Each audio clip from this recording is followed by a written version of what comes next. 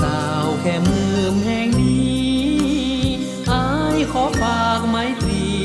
กับน้องนี้ด้วยใจหมายมันขอฝากกายฝากดวงสิวันมอบไว้แด่จงควันนวลน้องสาวแค่มือหากเจ้านี้อย่าให้บอกคิดจะลาลืมหวังใต้ห่วมสาวบ่ลืมบ่เลือนนี้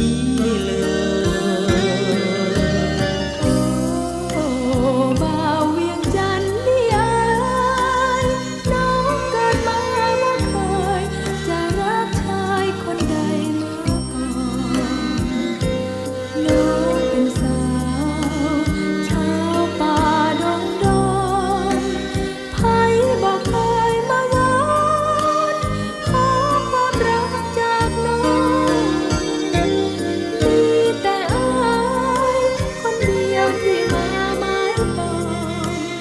น้องเองบอกขัดข้องรักน้องแล้วอย่าเปลี่ยนใจน้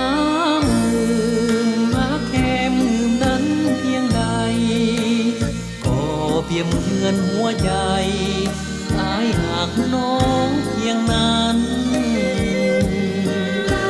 ำเงินหากแทนบ่ยอมแปรผันขอดวงใจอ้ายนั้นเหมือนเดิมนี้แล้วก็พอ โอ้